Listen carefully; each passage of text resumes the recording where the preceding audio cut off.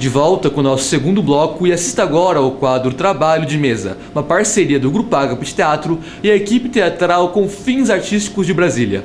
Olá pessoal, tudo bem? Sejam bem-vindos ao Trabalho de Mesa, o seu vlog semanal de teatro.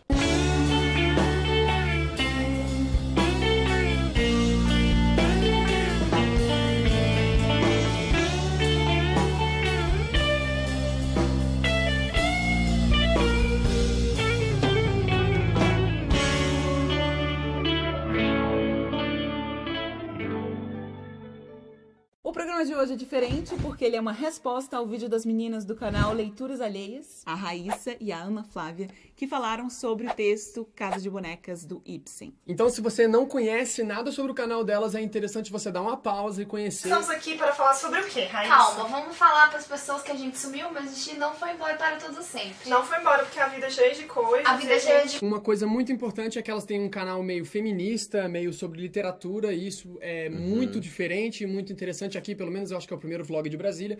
E se você não conhece, e antes de assistir este vídeo, é importante você pausar e assistir o vídeo delas primeiro. Casa de Bonecas é um texto feito pelo norueguês Henrik Ibsen, que ele começou os trabalhos em 1878 e terminou o texto em 1879. Ele é baseado no caso de uma mulher chamada Laura Killer, que teve um processo parecido com o da personagem principal do livro. Nora. Basicamente o texto é o seguinte, é uma mulher que se chama Nora, que é casada com um homem chamado Elmer. Ela vive uma vida perfeita e feliz dentro de casa com seus filhos, até que ela se vê chantageada por um rapaz que é o senhor Krogstad, que é um mau caráter, como é colocado no livro, que a chantageia por causa de um empréstimo que ela fez e ela falsificou a assinatura do pai dela para conseguir esse empréstimo. É importante dizer que ele não sabe porque ela pediu esse dinheiro emprestado para tentar salvá-lo de uma doença que ele não sabia que tinha. Então por isso que ela não conta nada para ele, nem do empréstimo, nem da doença que ele tinha. Esse texto está disponível em PDF na internet. Esse texto será abordado na prova do PAS. Então você, garoto, garota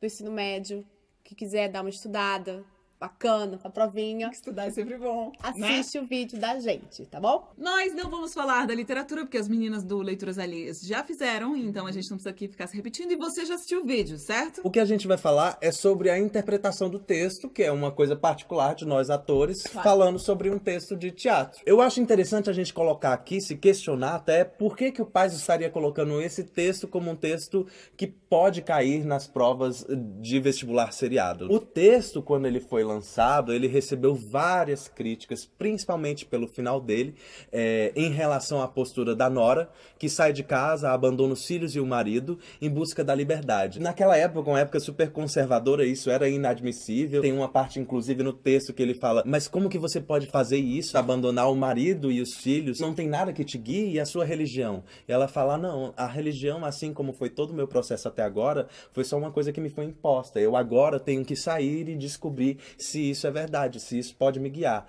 O texto foi bem criticado na época, estava surgindo vários movimentos de emancipação dos direitos das mulheres. Então eu me questiono se hoje o pai está propondo uma reflexão a esses alunos do segundo grau, segundo grau, não, ensino médio. Hoje já se pode falar em uma nova geração a cada 10 anos. Isso significa que mais pessoas diferentes estão Eu fico convivendo. pensando se o Paz quer provocar essa reflexão ou questionamento desses meninos que muitas vezes dentro de um currículo regular de sala de aula mal leem sobre feminismos ou sabem o que é feminismo. Então talvez um texto como Casa de Bonecas dentro de um vestibular seriado possa incitar várias discussões em sala de aula. Talvez, pelo ano de liberação dos arquivos da ditadura militar, vai saber. Isso é a produção que tu falou? Foi a produção. Entendi, recebi aqui também. Ou talvez porque Júpiter se alinhou com Saturno no quadrante de Touro. Não, Mercúrio tá retrógrado, tem uma série de coisas. Mas talvez por todos esses motivos, ele vai cortar isso na edição, porque ele não gosta de astrologia, então ele vai me cortar nisso. Exactly the same planets would be rising at our births.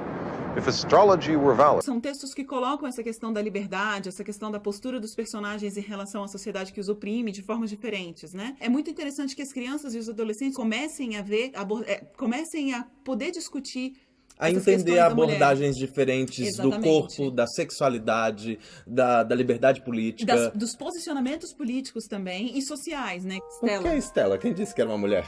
Porque, na verdade, como a gente tinha Heineken na escola, quando o Bob... Beijo pro Bob.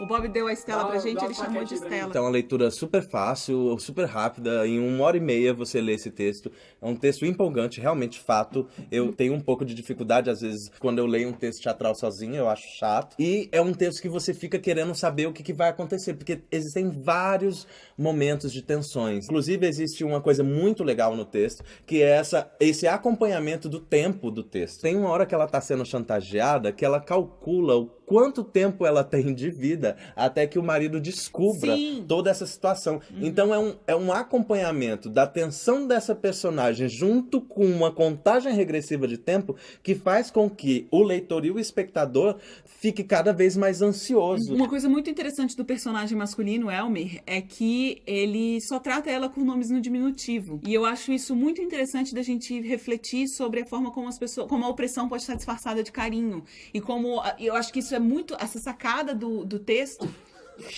Essa sacada do Ibsen é muito legal, de colocar o opressor como alguém carinhoso. Tem uma frase que até as meninas citaram também, que é quando ele fala, mas como isso poderia sair de uma mulher? Tipo, existe uma opressão muito forte, revestida de chamá-la de cotovia, de chamá-la de... como é que ela... tem uma... Ave canora. Ave canora! E a violência, a opressão, ela é bem suave, talvez dissimulada. Mas eu acredito que ela tá estampada nas linhas, sim, né? Claro, ela tá certeza. muito à mostra quando o cara fala o tempo inteiro com ela. Ela parece uma idiota. Ela Exatamente. é uma idiota, gente. A minha concepção de linha dramática dela é que ela sai de uma idiota pra uma mulher nervosa, chantageada. Histérica. E depois ela passa por um abismo. Que E pode aí acontecer. ela se transforma numa heroína salvadora. Eu acho essa curva uma loucura. O que tem que falar? Baixa o vídeo PDF, você pode assistir o... Não vim preparada pra isso!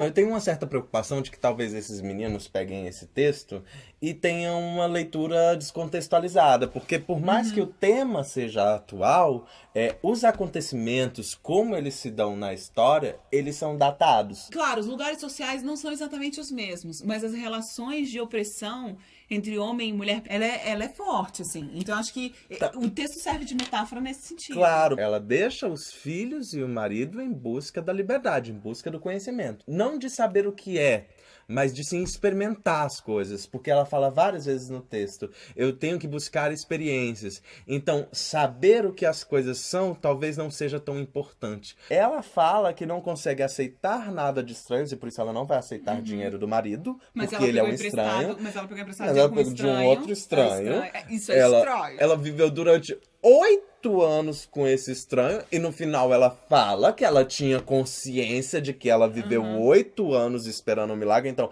ela não era tão idiota assim, hello, né? A gente entra no mérito de um julgamento da personagem. Não é difícil encontrar mulheres nessa situação, claro que não numa situação tão alegórica quanto a do livro. A Judith tem um vídeo que se chama Não Tire o Batom Vermelho, que fala sobre as relações opressoras, e nesse vídeo ela fala de situações semelhantes, como por exemplo quando o seu companheiro ou a sua companheira querem que você use uma determinada roupa diferente, ou quer que você se comporte de uma determinada forma. Venha cá. Este sujeito está te impedindo de sair com os seus amigos? Ou está te colocando contra os seus amigos? Como, por exemplo, no livro, ele quer que ela dance de uma determinada forma, ele pede para que ela vista determinadas roupas, né? Não é tão distante. Claro que ainda hoje já não é tanto, né? A mulher, com raríssimas exceções, eu espero que isso seja uma exceção, mas a mulher não se coloca num lugar tão de bibelô, de decoração, como era naquela época. São muito loucas essas relações e essas confissões e esse tempo de mudança dos personagens do livro. E eu acho que talvez essa questão desse vômito abrupto dela no final seja exatamente um foco que o Ibsen queira dar nessa relação de que nem o próprio marido, nem o personagem do próprio livro que convive com a Nora... Ou talvez nem ela... saiba que existe essa opressão velada. Ninguém, talvez até aquela época, tenha se ouvido falar tão abertamente num palco de teatro sobre direitos da mulher. Talvez seja aí um dos maiores acontecimentos em que os direitos de emancipação da mulher foi colocado num palco para pessoas em todo o mundo. É porque esse texto foi montado várias vezes em todo o mundo, gente. Muitos maridos na plateia talvez tenham se perguntado: poxa, será que a minha mulher, do jeito que eu a trato, ela está feliz? E algumas aves canoras também tenham pensado nisso, né? Tipo, será que de fato isso é a minha felicidade? Isso. Eu acho que do ponto de vista da mulher, fica muito claro falar dessa situação. Falar da sutileza com que a sociedade coloca esse lugar em que a gente tem que ser a boneca, em que nós temos que ser a linda, em que nós somos um objeto. Eu acho que eu não sei se as meninas que estão assistindo sentem isso, mas pra mim é muito claro, pra mim é muito óbvio que a sociedade impõe, naquele momento ela impunha e hoje em dia ela impõe de uma forma extremamente opressora esse lugar da mulher enquanto uma mulher objeto. Tá nas propagandas de cerveja, tá nas propagandas de lingerie, tá nas propagandas de sabonete. Nós não vivemos contextos sociais em que a mulher de fato possa ter opções em pé de igualdade para chegar ao ponto de decidir ser uma mulher bibelô por opção, porque simplesmente as opções elas não são em pé de igualdade. A sociedade ela não constrói cenários para que os homens e as mulheres escolham de forma realmente livre o que elas querem ser. Fica muito difícil para alguém que nunca conheceu outra realidade decidir determinadas coisas, sendo que aquilo que é apresentado para ela é sempre a mesma coisa. A gente sabe que muitas mulheres se identificam... eu tava... me oprimindo. Ela me oprimindo. Ela fica me oprimindo no vídeo. Ela fica igual... Muitas mulheres que estão nesse lugar, elas compreendem que existe alguma coisa errada, mas elas demoram muito a identificar o que é. Eu tô falando mulheres como exemplo, tá, gente? Enfim, pessoas que estão nessa situação. Talvez, na época, ser o mais clichê era o mais impactante. Claro, óbvio. Porque as pessoas não tinham muita informação sobre essa opressão tão estampada. Como montar esse texto sem cair nos clichês que, para uma plateia mais sapiente, ressoe como uma reafirmação dessa opressão. Esse texto, ele é muito provocativo, né? Da gente não pensar também só nessa questão da opressão como uma doença, mas sim de uma construção também social. A gente podia ficar aqui horas falando disso. É muito polêmico isso. Mas é um tema muito bom, porque é muito complexo, e os clássicos, eles são assim, as boas peças, as boas obras de arte, elas fazem a gente ficar aqui falando 1000 horas sobre isso. A gente fica por aqui, eu espero que vocês tenham gostado. Curtam a nossa página no Facebook, se inscrevam no nosso canal no YouTube, deem likes no YouTube, isso conta muito pra gente. Sigam a gente no Instagram. E assiste o vídeo das meninas, aqui, ó. Então é isso, pessoal. Semana que vem tem mais um vídeo, continuem acompanhando a gente e até mais.